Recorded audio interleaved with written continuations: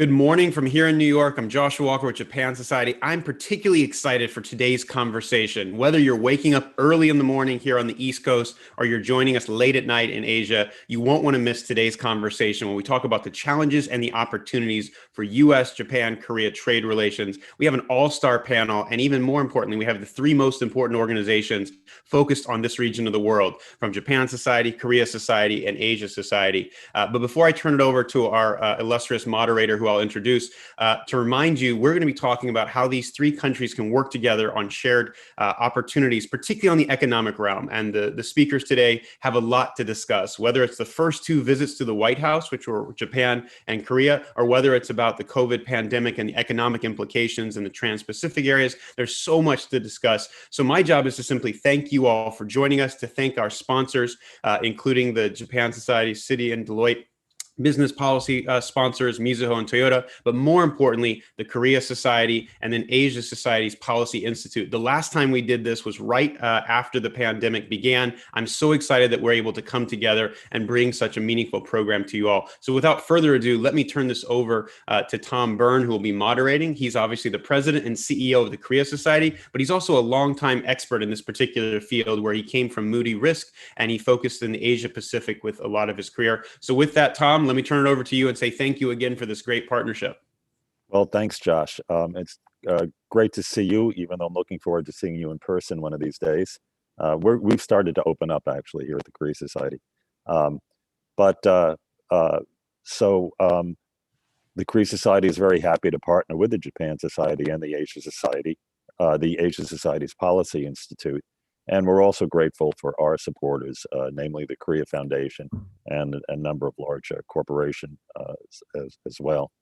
The goal of this session is to provide you, our audience, a better understanding of the dynamics of the U.S. Japan-Korea trade relations, and also the regional economic and trade integration that's going on. It's my pleasure to introduce, as Josh said, three all-stars, three renowned experts who are today's speakers. Professor Wonhyuk Lim is a professor at the Korea Development Institute School of Public Policy and Management. Currently, he's also an adjunct lecturer at the Johns Hopkins University School of Advanced International Studies. After the 2002 presidential election in Korea, he worked for the Presidential Transition Committee and the Presidential Committee on Northeast Asia. And he was formerly at Brookings as a CNAPS fellow. Wendy Cutler is vice president at the Asia Society Policy Institute, otherwise known as ASPI, and the managing director of the Washington, D.C. office. She previously served nearly 3 decades as a diplomat negotiator in the Office of the U.S. Trade Representative, USTR, where she worked on a range of negotiations and initiatives, including the U.S.-Korea Free Trade Agreement, the Trans-Pacific Partnership, U.S.-China negotiations, and the WTO financial services negotiations. Shujiro Urata-san is a professor emeritus at Waseda University. Before joining Waseda University in 1986, he was research associate at the Brookings Institution and an economist at the World Bank. He is currently affiliated with the Economic Research Institute for East Asia and ASEAN, Asian Development Bank Institute, and Japan Center for Economic Research. So we'll have several rounds of questions, and I'll kick this off with asking each commentator to discuss the regional priorities of the U.S., Japan, and Korea. What are the major challenges that these countries face, and what also are the opportunities? I've noticed, looking at recent data, that the East Asian economies are rebounding from the effects of the pandemic. Real-time trade data shows pretty strong increases in all three economies that we're talking about today: Japan, Korea, and the U.S. Purchasing managers indexes are up, industrial production is up, and so it looks like the regional economy, including the U.S., the Pacific regional economies, are poised for strong growth. But looking ahead, what are the regional trade priorities? And maybe I could start with Wendy Cutler. Well, thanks so much, Tom and Joshua. And just on behalf of the Asia Society and the Asia Society Policy Institute, I think this is great that we're doing a program together on such important issue. And I hope that, we'll continue this collaboration going forward. And it's great to join my partners from Korea and Japan as well. It's interesting, Tom, the question you're asking, I should be able to give a simple answer. But when you ask me what are the Biden administration's trade priorities in the region, I think my answer is yet they still need to be articulated. It's a work in progress. We know the Biden administration's overall policy towards the Indo-Pacific region, and that is to re-engage, to show leadership, to promote the rules-based system, to deal with the challenges that China's bringing to the global stage, and to work closely with our allies and partners to continue to build, this system that has worked for us. But when it comes to trade, this is where things are a bit in flux and really they're still being developed in Washington. And that is that we have a real shift in our trade policy, one that is being called a worker-centered trade policy, which doesn't just mean more American jobs. It really has to do more with livelihood, with the communities in the United States, and with raising the livelihood of the middle class in America. And as a result, our trade policy is no longer really centered about opening other markets. It seems to be more centered about addressing the concerns, priorities, and interests of the working and middle class. This policy is evolving, and some of the aspects I would just underscore is that in many respects, the trade policy is going to be clearly aligned with the domestic priorities of the Biden administration, including climate change, resilient supply chains, and other related issues. It's not going to be focused on new trade negotiations. And I think you're going to see a lot of focus on enforcement of existing obligations and taking steps to make sure that trade is fair, particularly when it comes to China. So in short, I think the major challenge for the Biden administration going forward as it articulates its trade policy is to kind of square the circle with the competing desire to be active and show leadership in the Indo-Pacific region. Because frankly, our partners, including Japan and Korea, they want the United States to be a leader on trade, a leader on the economic dimensions of our not only bilateral relationships, but also the regional relationships. And that's something that the Biden administration is going to have to work hard on. I would just conclude and say, while the Biden administration thus far hasn't promoted new trade initiatives in the Indo-Pacific region, it is working hard on other economic initiatives, including infrastructure, technology development, resilient supply chains, and the like. So it doesn't mean we're absent on the economic front. It just means that the trade piece hasn't been figured out yet. Right. Okay. Thanks, Wendy. Thanks for that overview.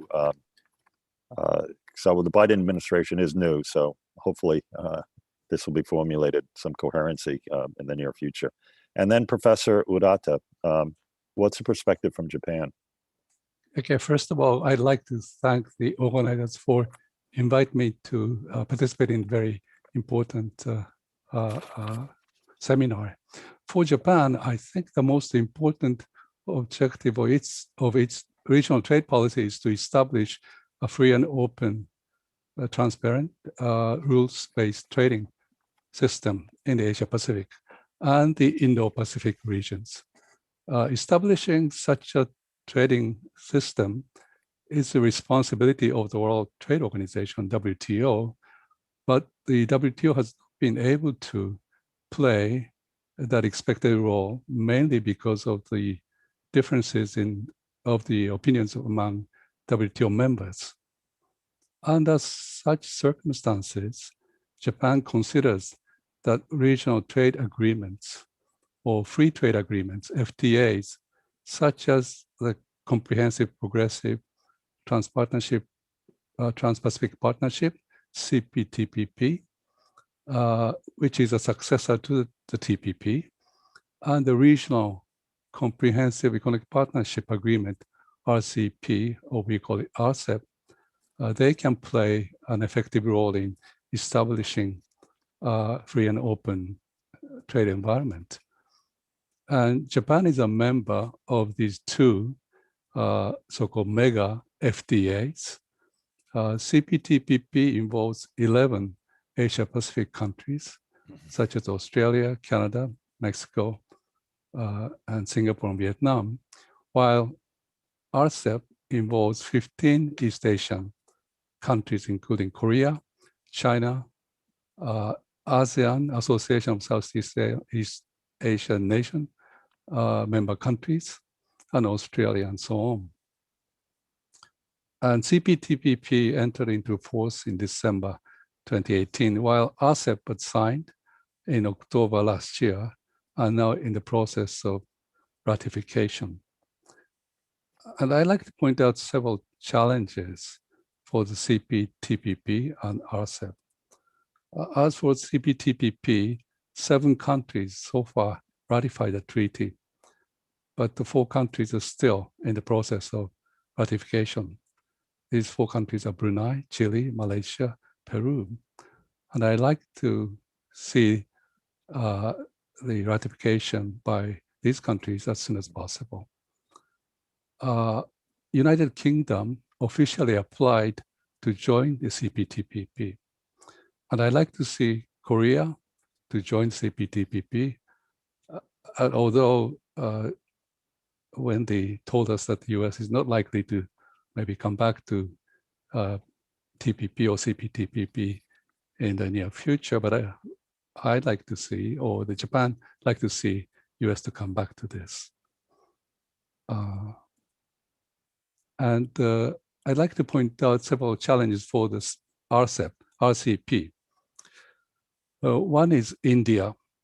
India participated in the negotiation, but dropped out from negotiation in the late stage because of its opposition to the opening of its market to China.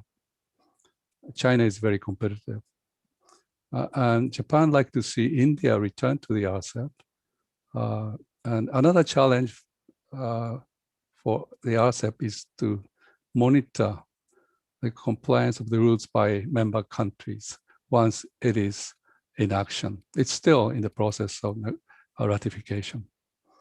We'd like to see China to abide by the rules because many observers think that China accepted several rules which may be very difficult for them to comply with. For example, liberalization in trading services, investment, intellectual property rights, digital trade, and so on. Well, so these are some of the challenges that the CPTPP and RCEP are faced with. And like I said, Japan is a member of these 2 mega FTAs. And before I conclude, I'd like to mention Japan's new regional strategy. That is a free and open Indo-Pacific initiative. We call it FOIP. It was originally a security initiative, but it is expanded to include economic programs such as infrastructure building and establishment of free and open trading environment. This initiative, which involves India, the US, and Australia, among others, is considered to counter the Belt and Road Initiative by China. As India opted out from RCEP, Japan hopes FOIP enables India to remain in the group of democratic countries. Thank you. Okay, well, thank you, Professor Urata. And Professor Lim, from Korea, what are the priorities in regional trade policies? Thanks, Tom. Well, Korea is a country with limited natural resources and a medium-sized domestic market. So it is important for Korea to engage in international trade and contribute to a rules-based trade regime, both regionally and globally. Also, as a divided peninsula in Northeast Asia, it is important for Korea to reduce tension between maritime and continental powers and promote regional cooperation so as to minimize the risks of conflict on the peninsula and facilitate reunification. And this kind of geopolitical thinking has guided Korea's foreign policy at least since the late 1980s, when Korea was democratized and U.S.-Soviet Cold War came to a close. However, there are now two big challenges, as Wendy and Professor Urata referred to. First, domestic politics in advanced industrial countries, especially in America, makes it difficult to promote regional or global trade agenda. Second, U.S.-China strategic competition, if not managed wisely, may precipitate another Cold War. So what should Korea do? I have recommendations for the short term and long term. In the short term, before further progress in U.S. jobs recovery and realistically, the U.S. midterm elections in November 2022, regional trade initiatives involving the United States are unlikely to gain much traction. People like Adam Posen, have tried to revitalize trade liberalization agenda, but I think we need to be realistic. Also, Korea already has bilateral or plurilateral free trade agreements with most of the major economies in the Asia-Pacific region. So in the short term, instead of expending efforts on new regional trade initiatives, I would recommend that Korea focus on pragmatic issues like regional vaccine cooperation and supply chain security. In the long term, I think it would be important to have a rules-based framework for cooperation that includes all the economies in the region for both security and economic reasons. And toward this end, I would recommend that Korea make serious efforts to promote regional trade initiatives that include both the United States and China. I mean, it's a long shot currently, but we already have RCEP and CPTPP, and in due course, I think we should work on revitalizing AFTA. Okay, well, thank you, Professor Lim. I'd like to first talk about bilateral relations, mainly between the Asian countries, Japan, Korea, and the U.S., and then go to the multilateral, go back to the multilateral discussion.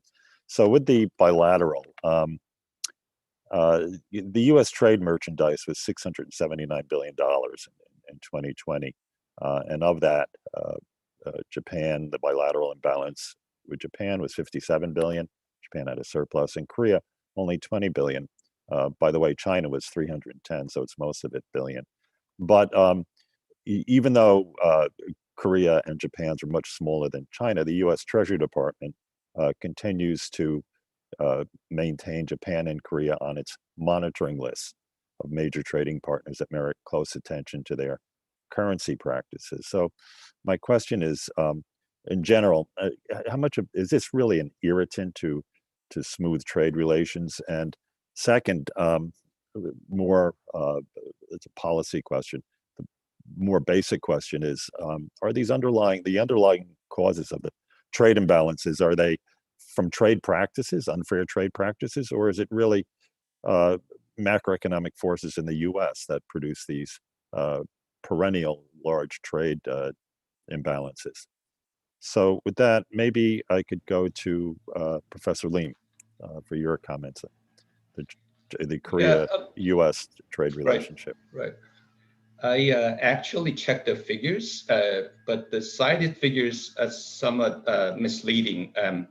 $679 billion in 2020 That's the U.S. deficit for trade in goods and services, not just the goods trade. So, and I think it's important to include services as well as goods when we talk about trade, given the increasing importance of things like intellectual property, professional services, tourism, and so on. Now, according to the USTR, the U.S.-Korea bilateral trade in goods and services in 2020 totaled $155 billion. And the U.S. bilateral deficit was about $17 billion. U.S. ran a deficit of $25 billion in goods and a surplus of $8 billion in services. Now, as $17 billion bilateral deficit with Korea is about is less than 3% of U.S. total trade deficit in 2020. $679 billion. So I mean, it's less than 3%. I don't like to place much emphasis on bilateral trade balance, but even if you do so, it's less than 3% of the U.S. total trade deficit in 2020. And I don't think it's really a big deal between the two countries. Second, more fundamentally, a country's overall trade balance reflects macroeconomic forces, as we know, because that's the difference between the country's savings and investment from the GDP equation. So, U.S. overall trade balance reflects the gap between savings and investment. Now, when we get to bilateral trade deficits and surpluses, that largely reflect the comparative advantage of countries, but they also are affected by a variety of factors, including trade practices.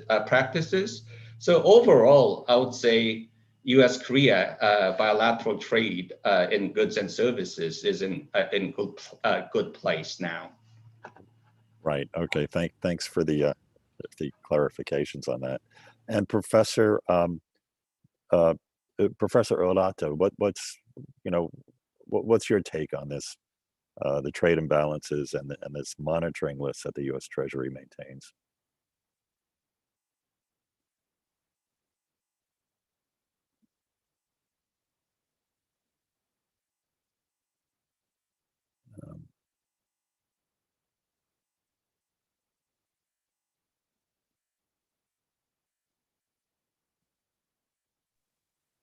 I'm sorry. Yes, I'd like to respond to this question by addressing two points. One is bilateral trade imbalance, and the other is currency manipulation. Although it didn't mention currency manipulation, but this is, I think, what you meant. First, on bilateral trade imbalance, I think this is a political problem and not an economic problem. As Professor Lim said, overall trade, let me say this way, overall trade imbalance is an economic issue because overall trade imbalance reflects macroeconomic imbalances, which in turn are closely related to macroeconomic phenomena, such as inflation and unemployment. And so this is bilateral trade imbalance, to me, is not an economic issue. Having said this, I'd like to add that bilateral trade imbalances in many cases are a structural problem. Professor Lim said it reflects competitive advantage. I agree. Let me talk about Japan's experience in this. Japan has a bilateral trade deficit vis-a-vis oil exporting countries like Saudi Arabia, Indonesia, and so on, because Japan doesn't have natural resources. But is it justified to try to remove this trade imbalance? I don't think so. So this is a bilateral trade imbalance. It's a structural problem. And economists do not, in my view, do not really pay sufficient maybe attention to this. And that's, I think, right attitude. Well, turning to currency manipulation and overall trade imbalances, I like to say that currency manipulation is bad because the government manipulates exchange rate to improve competitiveness of its exports, which in turn increases its overall trade surplus or reduce trade deficit. Although currency manipulation may increase its overall trade surplus or reduce deficit, I think its impact is rather short and will not last for long. I'd like to present a case where changes in exchange rates did not have significant impacts on trade balance in the long term. Japanese yen appreciated remarkably from 1970 to from the 1970s to the current period, present time. It was 360 yen to a dollar in 1970, and now it is around 100 yen to a dollar. So yen appreciated more than 300% vis-a-vis US dollars, but Japan still have bilateral trade surplus vis-a-vis US. So trade balance is a macroeconomic condition. It reflects macroeconomic condition. And this is what I wanted to say. Thank you. Right. Yeah, I think the economics profession is pretty much in agreement on your point, as well as Professor Leem's observations. Wendy, do you have anything to add to this? You know, how important is this report? Does it influence trade negotiations? And do these bilateral imbalances impact the trade negotiations in any way? Well, just a few points here. I think after the past 4 years, when there was such a great focus from the White House on bilateral trade deficits, I was hoping we wouldn't have to discuss this issue anymore because I think the points that both Professors Lim and Urata made are just on the mark. And you could have, you know, the best trade agreements. You could get rid of all the trade barriers with a country, and you could still have a growing bilateral trade deficit. And even with all of the tariffs we put in place against Chinese imports, yes, I mean, if you look at the actual data, the US trade deficit with China has come down a bit, but guess what? It's increased with other countries, and our overall global trade deficit, you know, has been increasing. So again, this conversation, I'm just hoping that everyone realizes that, you know, you can't measure trade policies by looking at trade deficits, measure the effectiveness of trade policies. So that's number one. Number two, I think currency manipulation, if that policy is pursued by a country, is a serious matter and needs to be addressed. And Congress has instructed the Treasury Department to do these semi-annual reports with certain criteria. So they don't just politically say this country's manipulating, this country's not. They have specified criteria to follow to make that assessment. So yes, I think it's something that, you know, we all need to pay attention to. But a number of countries have been on this watch list for a number of years in the Treasury report and have never kind of raised to the level of being labeled then a currency manipulator. Right. And the final point I would just make, I think that looking forward in US trade agreements, we are going to be seeing administrations, including the Biden administration, most probably, to seek enforceable currency manipulation provisions in trade agreements. In other words, following the model of the USMCA, where countries agree to certain obligations not to manipulate their currency to gain an unfair trade advantage. And if they do so, they would be subject to the dispute settlement procedures of the respective agreement. So I think that kind of provision is here to stay, and we're going to see it in future trade agreements. Right. Though again, those are very good points, Wendy. The monitoring list, just for the audience, I think there's three criteria: the bilateral trade deficit or balance with the U.S., the global trade position of all the countries, and then the currency intervention, whether there's asymmetrical one-way intervention in the FX markets by the central banks. I think on the latter category, Japan and Korea are okay, or at least they have been pretty much in recent years. So the focus to be on the monitoring list, unfortunately, or the emphasis is on, I think, unduly on the bilateral trade imbalances, but we all know the deficiencies in that. Before I turn back to the multilateral questions, I had one question for Professor Lim and Professor Urata. Over the past year or two, there's been trade friction between Japan and Korea, politically motivated, I think, or started with the Korean Supreme Court decision. And Japan taking Korea off a whitelist. Could you update us on where this stands and the health of the bilateral relationship between Japan and Korea? Maybe starting with Professor Lim.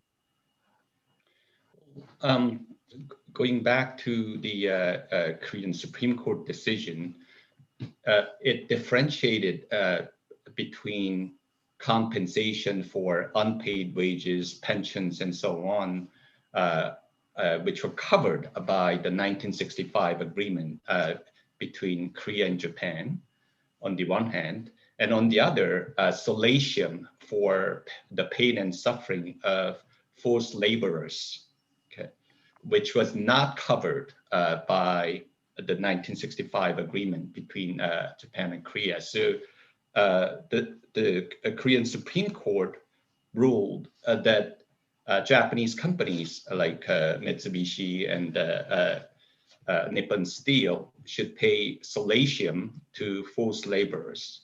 Okay.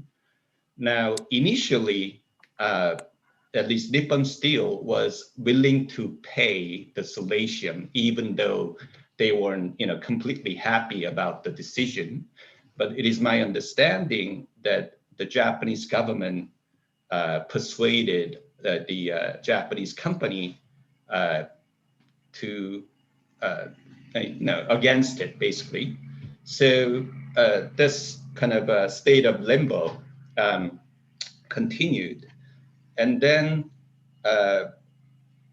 Japan weaponized export restrictions on semiconductor materials that are crucial to the manufacturing of semiconductors for Korea. And it really escalated the situation. Right? And as you were referring to, Japan put Korea off the whitelist, okay? And there was a consumer boycott of Japanese products, but also at the same time, concerted effort on the part of Korean companies to try and localize the production of these critical semiconductor materials and seek other partners like DuPont for such supply. And this situation is continuing at the current moment. And I mean, we are hoping the negative spillovers don't continue, right? I won't continue, but that's the situation between Korea and Japan. Okay, thanks, Professor Lim. And Professor Urata, can we get the Yes, Japanese perspective on this? And then just one follow-on. Is this actually disrupting supply chains between the two countries? I guess it'd be global ramifications as well. Okay, I think Professor Lim described the situation very correctly. And first on this 1965 agreement issue, Japan's or Japanese government considers that's the final, that's done. Whereas the still case remains for maybe private companies.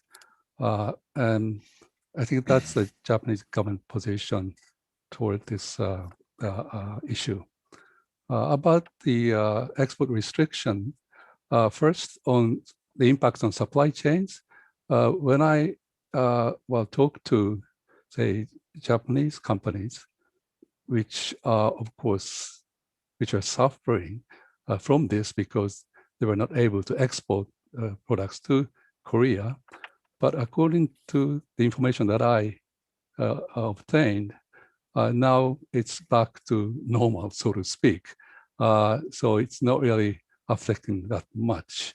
But I haven't really checked the statistics. Sorry, this is just an opinion that I heard from the companies. If I may add to that quickly, I mean, Japanese companies like Tokyo Oka and Daikin are expanding operations in Korea. Right. You know, they increased their production in Korea, for example, and also some Japanese companies are importing materials from their plants in Europe. So Japanese companies are, so to speak, suffering from this too.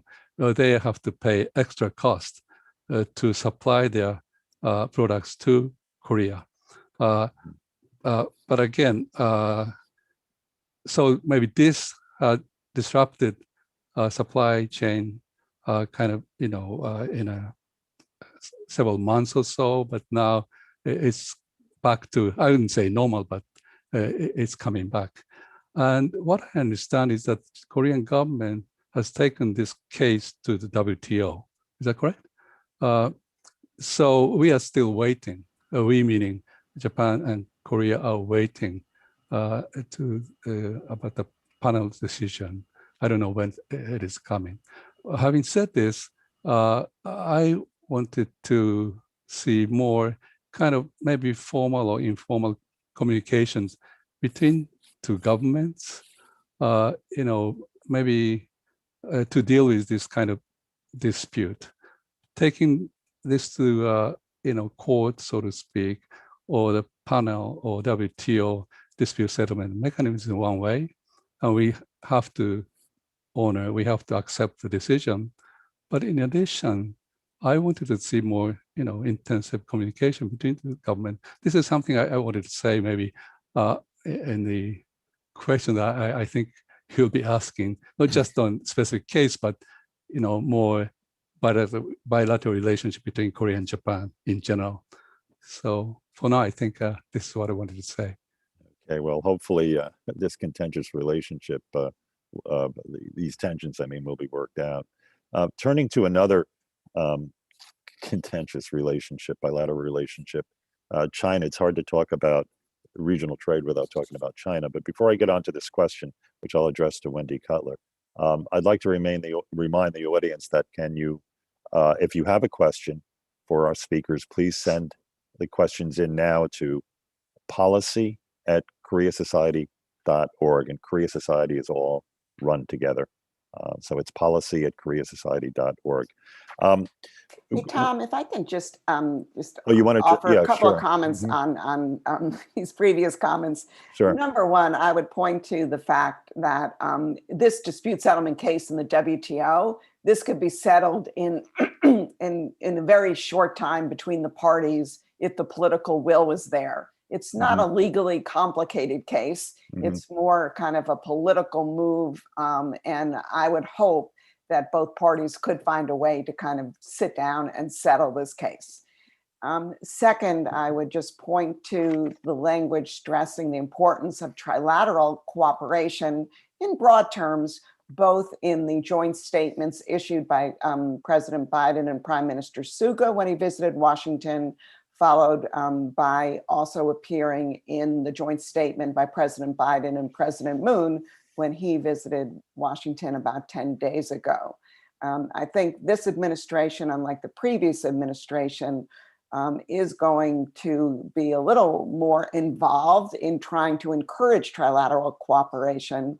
And I'm hearing there may even be a meeting between the three leaders on the margin of the upcoming G7 meeting in the UK, which would be a good opportunity to try and get all parties to focus on kind of forward-looking initiatives and areas of common interest.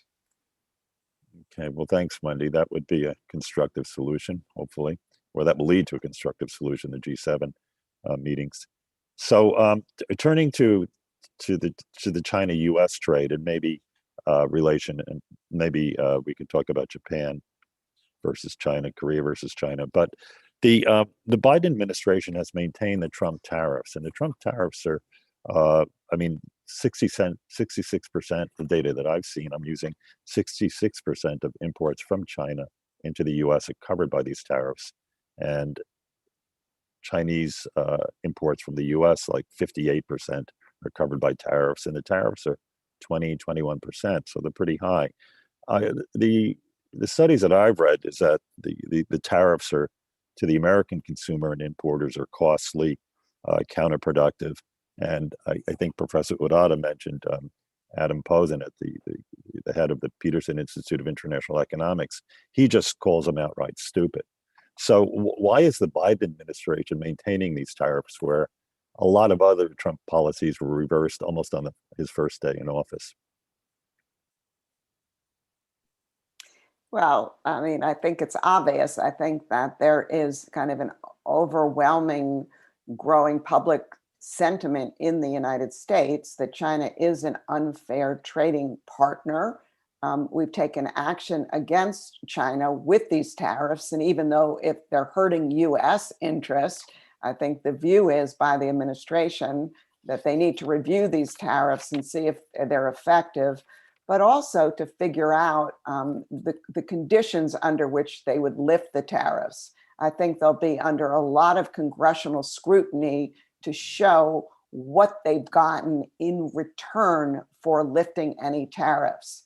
So in my view, I think I would love to see these tariffs at least slowly being lifted. And I put forward some ideas how this could be done. Number one, you could have a mini package where the US and China both agree to lift a certain percentage of their tariffs, or to lower the tariff rate on a certain basket of goods that are subject to tariffs. So the Biden administration can show Congress and other potential critics, look, what we've gotten in return is China now has lifted tariffs against US imports, which will facilitate more US exports to China. Also, there are a number of issues that were not fully addressed or frankly addressed at all in the phase one negotiations between the US and China.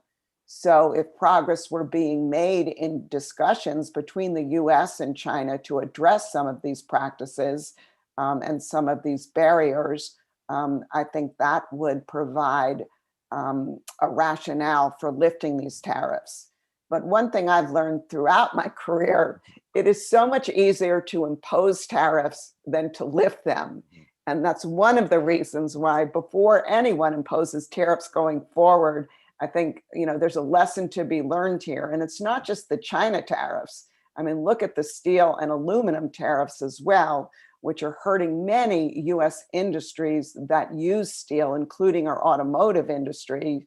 They're paying the price while the steel companies are benefiting from these tariffs. So there are trade-offs within the economy, but once you put the tariffs on and you build up a constituency that's benefiting from them, or you're in a situation like the China tariffs, where you have Congress looking over the shoulders of the administration, it becomes very difficult to lift tariffs.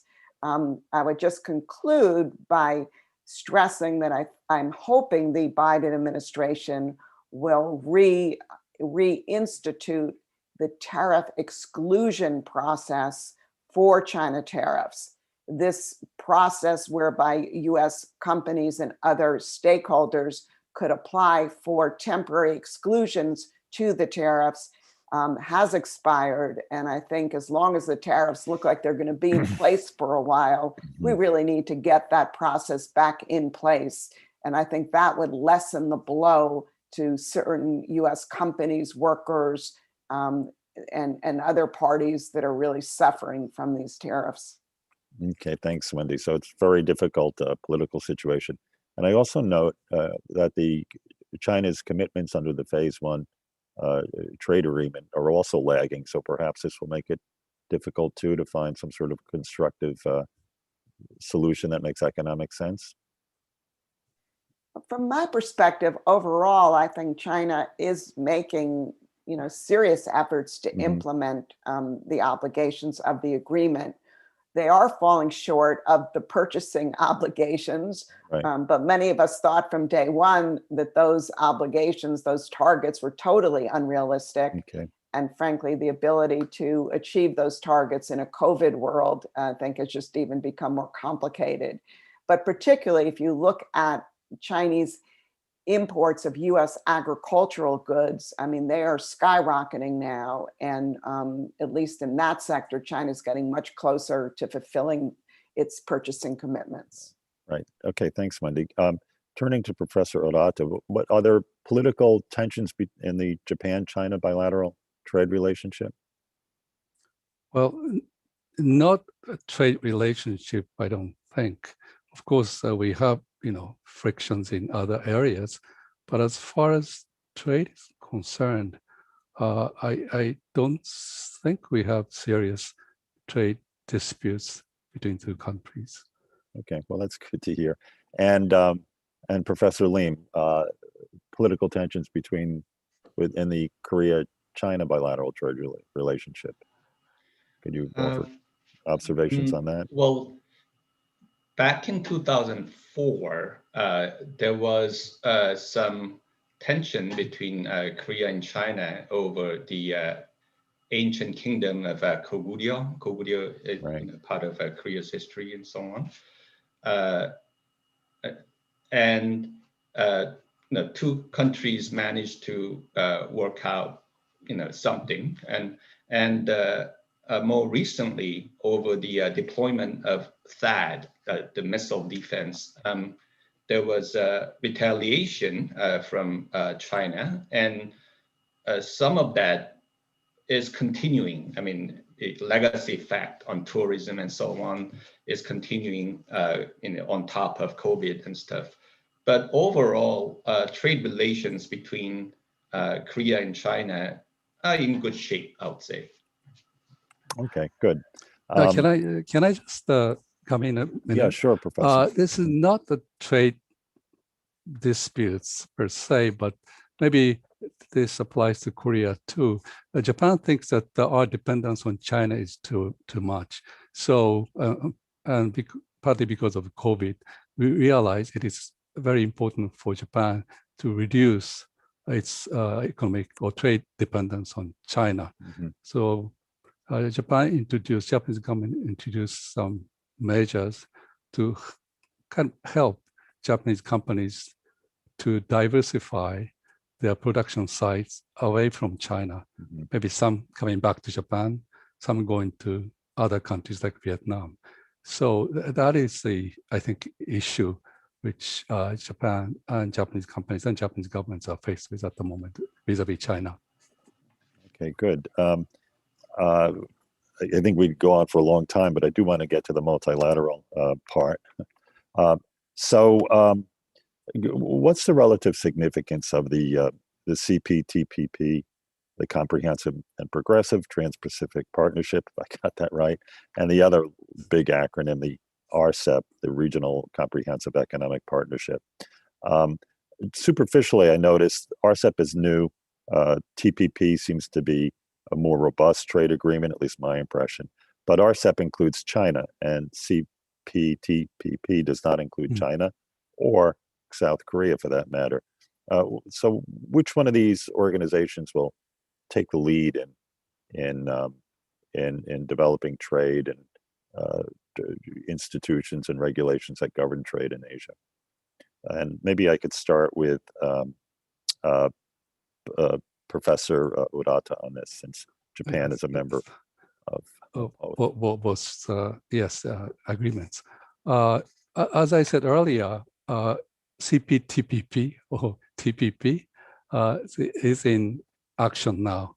It's been put into force, whereas RCEP is still in the ratification process. So obviously, CPTPP went ahead.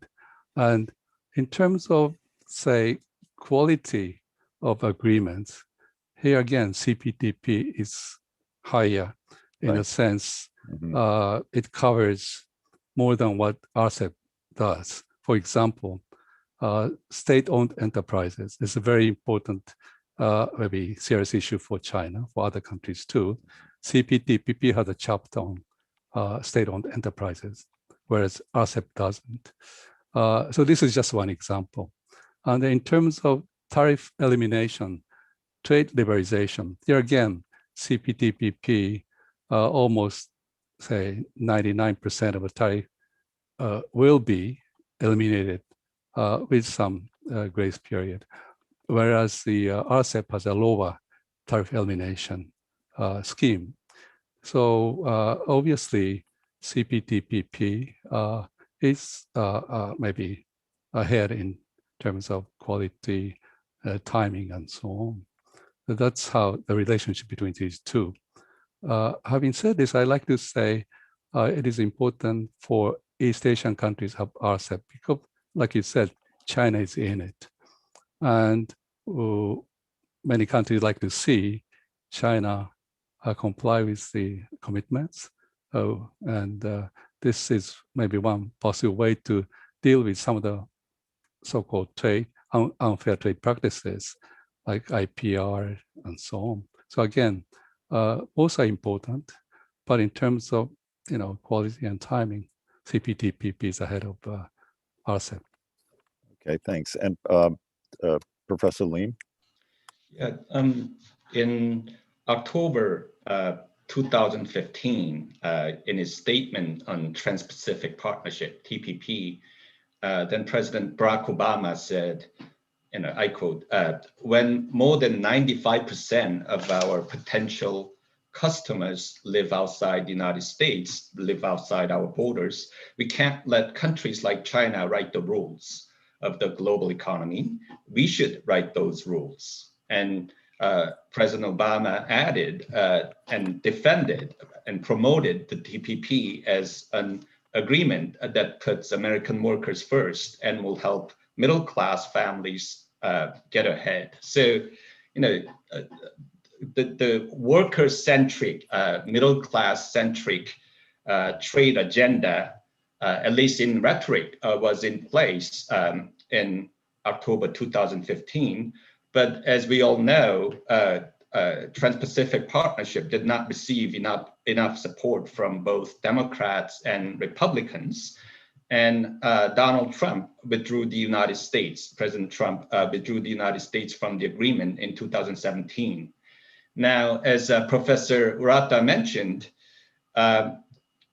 although the other 11 members of the group have since signed comprehensive and progressive Trans-Pacific Partnership, CPTPP, it is not clear that the Biden administration would be willing and able to sell this agreement as something that puts American workers first and will help middle-class families get ahead. And in the meantime, Britain is showing interest in joining the CPTPP. So, geographically, it becomes more than Trans-Pacific agreement if Britain comes in. And even more significantly, China is showing interest in joining the CPTPP. Now, it remains to be seen whether China will be willing to accept more stringent provisions on things like state-owned enterprises, subsidies, intellectual property, and so on of the CPTPP as a condition for joining the CPTPP. But it's an interesting development. And I think the United States has to make its position clear on this. Because, is China possibly joining the CPTPP, sort of a third rail, or is it something of a positive development if China is willing to accept and abide by the stringent rules? And where is America going with respect to a trade agreement like CPTPP? Now, on RCEP, Regional Comprehensive Economic Partnership, as Professor Urata mentioned, it brings in ASEAN 10 countries, China, and 4 American allies, Australia, Japan, Korea, and New Zealand. So from a geopolitical view, my take on the RCEP is that it is an important step toward calming down concerns about U.S.-China Cold War and restoring prospects for a more inclusive architecture as represented by FTAC, or Free Trade Agreement of the Asia-Pacific. Mm-hmm. And given the risk of intensifying U.S.-China tension in the aftermath of the COVID crisis, I think China was relieved to have the RCEP agreement. And I also believe that the other countries were happy to reach this agreement. But at the same time, the other members would like to have the United States involved in a mega regional so that they could reduce the risk of depending on China too much. So that's where we are at. And CPTPP and RCEP could be building blocks potentially, but it depends a lot on how domestic politics plays out in the United States and what the US decides to do with regard to mega regionals. Okay, well, thanks, Professor Lim. In the remaining a few minutes, we might have to go into overtime here. I'd like to close up with Wendy. And maybe, Wendy, you could quickly answer, Professor Lim's question. Would China, if China were to join or look likely to join the CPTPP, would that induce the US to look at it afresh? But I'd also like to hear your view on how the WTO, what role the WTO will play in the regional trade relationships, but also the global trade relationships in the next year or two. I know that there are basic reforms that the WTO has to address. The role of state subsidies, SOEs, the special and differential treatment for self-designated developing countries, which includes China, and also the dispute settlement. But the WTO's priority, my understand, is the coronavirus vaccine patent waiver issue, which public health experts think it's not enough to increase production of vaccines. Regardless of what the experts think, what's your view on the future of the US and Asia and the future of the WTO, the near-term future of the WTO? I have 2 minutes, right? 2 minutes, yeah. Well, hopefully maybe our audience can stay several minutes later. Just a couple of comments. First, look, with respect to China and the CPTPP, I think we all need to be honest here. If anything, China's economy is moving more and more towards more state involvement, not only with respect to SOEs, but with respect to private companies. We've also seen, despite having a free trade agreement between Australia and China, China is just, hitting a variety of Australian imports into China, as well as, taking other measures against Australia. So these are just a couple of data points. Also, let's be honest, with respect to the WTO, China has not been an enthusiastic partner about strengthening rules with respect to transparency or subsidies or other areas. And so if China is interested in joining the CPTPP, and given the high level obligations in the agreement, I don't think it's because China wants to reform and to join this club to reform, although I think there's still some folks in China that truly believe that's what they should be doing. I think it's more to have a seat at the table of another mega trade agreement. So I would hope the other CPTPP countries keep their eyes open here and remember that the whole idea of inviting more countries into the agreement was based on the premise that they were ready and prepared to take on the high-level obligations of the agreement. I think the United States should be paying very serious attention to China's moves here with respect to the CPTPP. Because I don't think, given the high the high level expression of interest, this isn't something to be taken lightly. And just briefly, with respect to the WTO, in my view, it's kind of a make it or break it year for the WTO. You have a new director general. She's very enthusiastic. She's trying to really push things forward.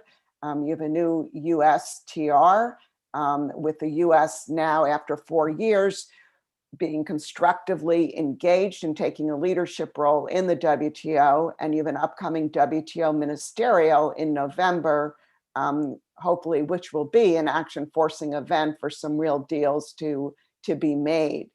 I would just conclude, given the topic of this webinar, I think the WTO is a great venue for Japan-Korea cooperation on economic matters. I think both Japan and Korea have benefited enormously from the rules-based system of the WTO.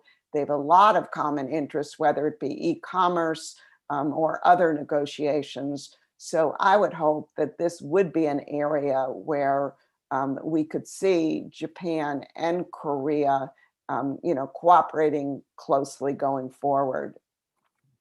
That's good to hear. Well, I think we've covered a lot of ground and shed a lot of insight and understanding. Jonathan, why don't you take over the Q&A now? Thank you very much, Tom, and thank you to all of our speakers. Thank you for all of our guests who are sending in lots and lots of questions. So I think what I'm going to do is I'm going to release them in batches. I'll start with 2 questions, and then I'll give our speakers an opportunity to chime in on the things that you feel motivated to respond to. So let's start with this question about the WTO. This comes to us from Professor Christina Davis from Harvard University. She asked, do you feel there's a need for WTO members to negotiate an understanding for how to balance national security concerns and trade rules? She asks about, this is an interesting idea, do you see a new form of COCOM, the Coordinating Committee for Multilateral Export Controls, being negotiated? And if so, would Japan, Korea, and the United States have a common position towards China? So does anyone have any thoughts on that one? I see Professor Lim nodding. Do you want to go first on this one?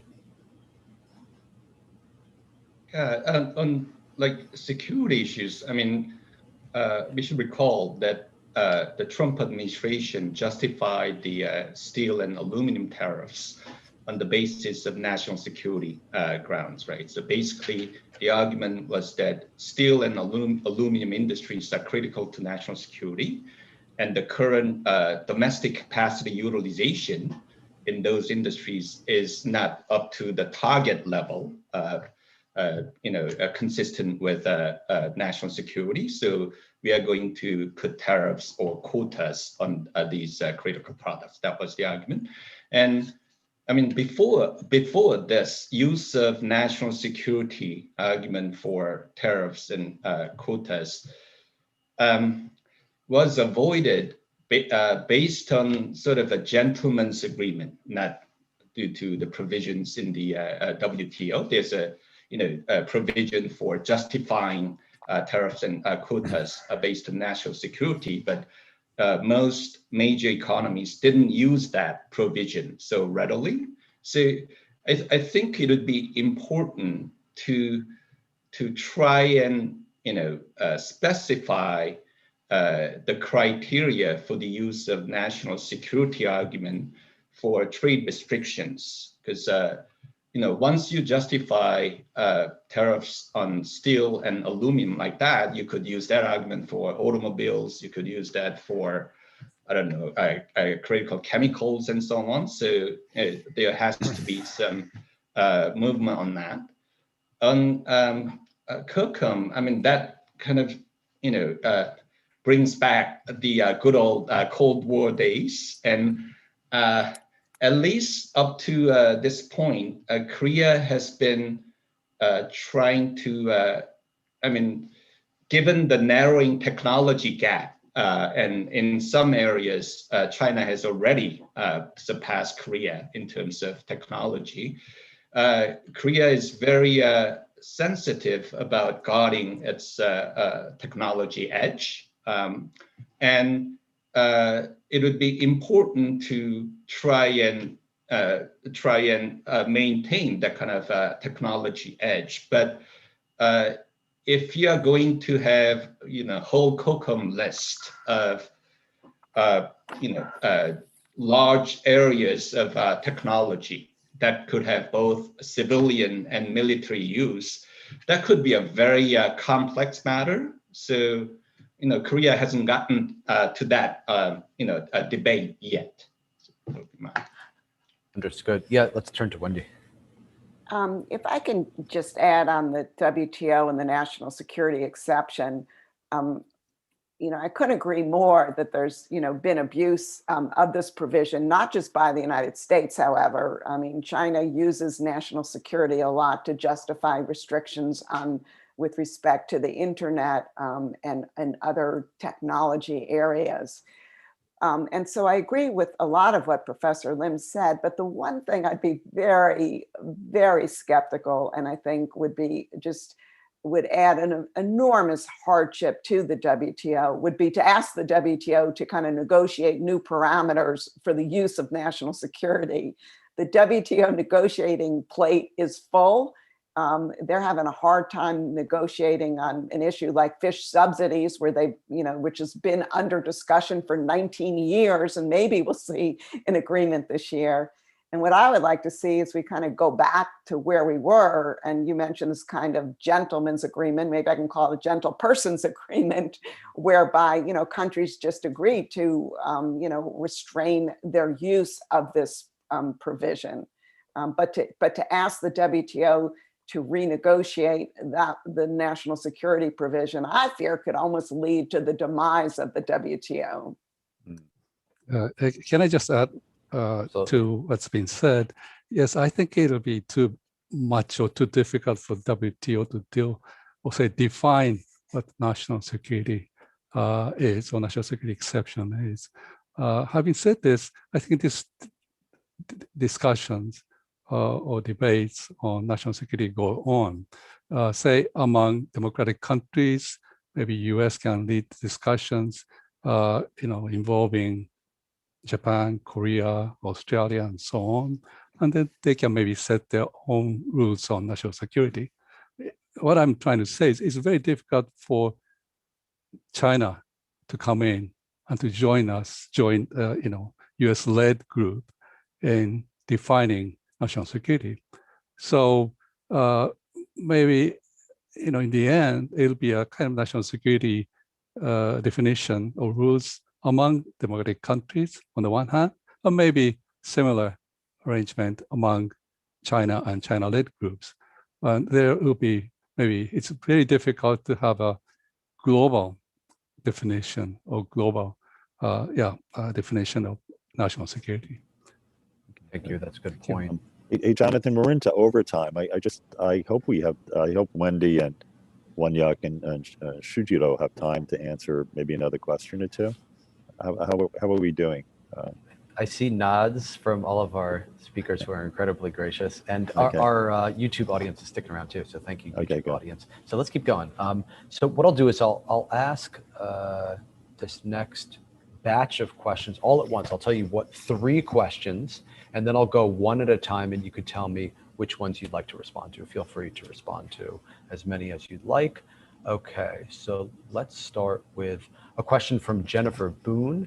Jennifer would like to know, we already have a free trade agreement with Korea. We have a stage 1 agreement with Japan. What is the likelihood that we'll see a full trade agreement with Japan during the Biden administration? Okay, so that's question 1. Question number 2 comes from Mark Mannion at CRS. Mark would like to ask, what is Japan's attitude towards the prospect of Korea joining CPTPP? And then the last question is on Section 232 tariffs. This comes from Mara Lee, congressional reporter at International Trade Today. Mara asks, how big an irritant are the Section 232 tariffs on Japanese and Korean steel at this point? Do the Japanese and Korean governments feel that inexpensive steel from China is a major problem, or are China steel inputs helpful for Korean and Japanese steel makers who do further processing to make finished steel products? Okay, so those are the 3 questions. If we could start with the first one, which is about the potential for a full-fledged free trade agreement between the U.S. and Japan. Are there any? Yes, let's go to Wendy. I can be pretty brief here. The viewer is correct that during the Trump administration, there was an agreement that there would be kind of a phase 2 negotiation with Japan working towards a comprehensive trade agreement. I really question the utility of it, given that we don't have a lot of kind of bilateral irritants between the United States and Japan now. Both countries have limited bandwidth in the trade space. And I think joint efforts with Japan would be much more fruitful if we worked on issues, pressing issues and emerging issues facing the regional trade landscape as well as global trade issues. The one exception I can see, although I don't think Tokyo would like this, would be to negotiate kind of a new phase 2 agreement, which is kind of the model worker-centric trade agreement for the United States, meaning we would kind of using USMCA as a floor, we would add on kind of the other novel ideas that Washington has in order to produce a trade agreement that truly works for the middle class and for workers. But again, I'm not sure if that's the kind of agreement that Tokyo would be interested in negotiating with us. Well, USMCA has various interesting features like currency manipulation chapter, right?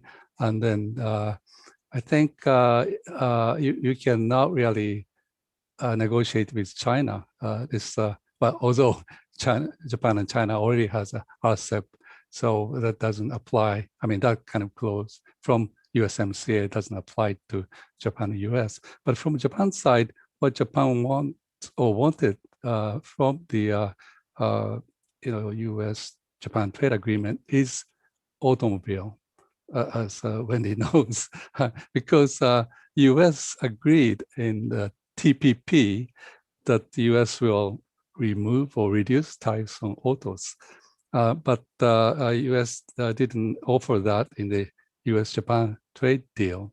So that's one thing Japan wants to have. Having said this, Japan is not interested, or Japan is concerned with opening up a services sector, to be frank. So there's not much maybe interest from Japan's side in having maybe second stage of the U.S.-Japan trade agreement. Japan is more interested in U.S. coming back to CPTPP, I would say. Okay, so let's turn to the next question, which is Japan's perspective on Korea joining the CPTPP. Well, Japan certainly wants Korea to join CPTPP because Japan and Korea can really,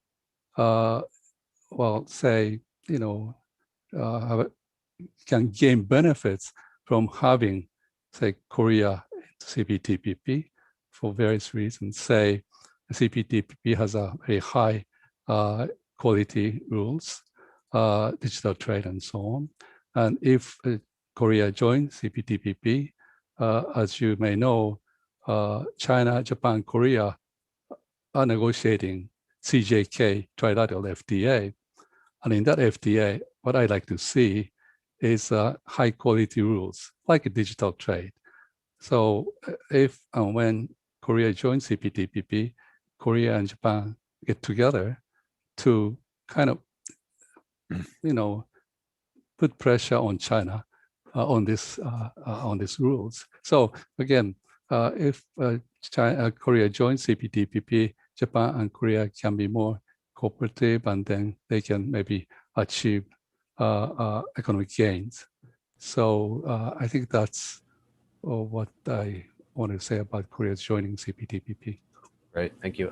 Any response to that and Korea's perspective, perhaps? Yeah, well, Korea and Japan both joined RCEP and have worked on trade issues together. So yeah, it'll be good. And Korean government has already expressed its interest in joining CPTPP, so it'll be good. Excellent. Okay, so let's turn to our last question, which is about Section 232. How big an irritant are they? This comes from to us from Mara Lee. Any thoughts here? Sure.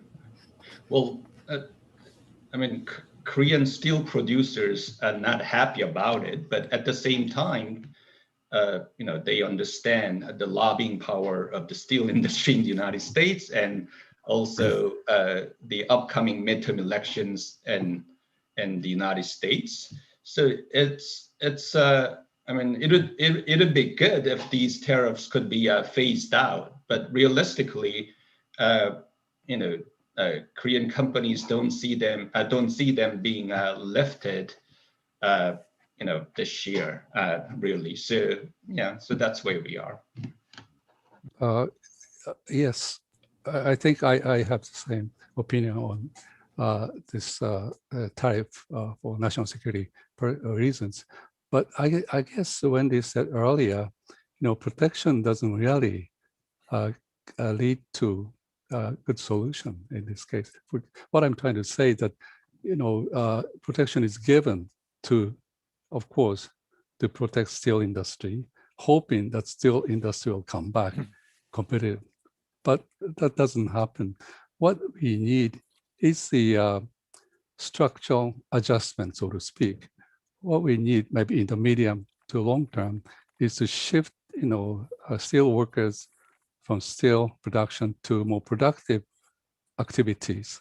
That is easy for me to say, but it's very difficult to accomplish. But that's the kind of policy that not only the United States, Japan, Korea, the countries need to implement to move ahead to grow economically.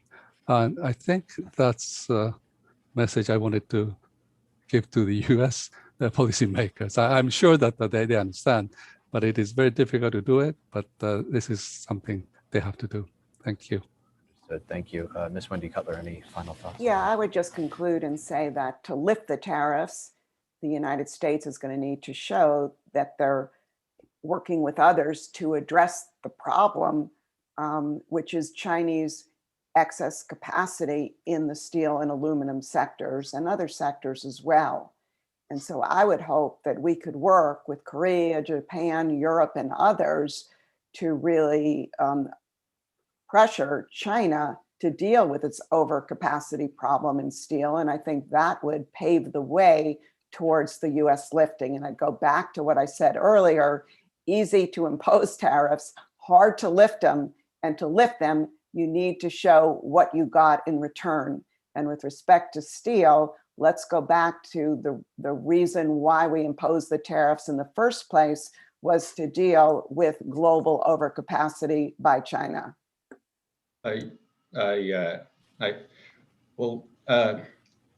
far as steel is concerned, I mean, previous U.S. administrations put tariffs or restrictions on Chinese steel exports to the United States. And as a result, imports from other countries increased, import flows from other countries increased into the United States. So, I mean, it's one thing to say overcapacity of China, which could be real, but the problem may have more to do with a competitive position of the U.S. steel industry. Thank you so much to all of our speakers. Tom, would you like to make any? Sure. Well, I guess we're well into overtime. The NHL is having its Stanley Cup playoffs, and some of the best games go into overtime. So I really have to thank Wonhyuk, Wendy, and Shujiro for the comprehensive, progressive, and illuminating discussion that we've had today on these really critical issues for the prosperity and political well-being of all our three great countries. So thanks for joining us, and thanks for staying into overtime. And hopefully we can continue these discussions in the near future. Thank you. Bye-bye. Thank you. Thank you very much. Thank you.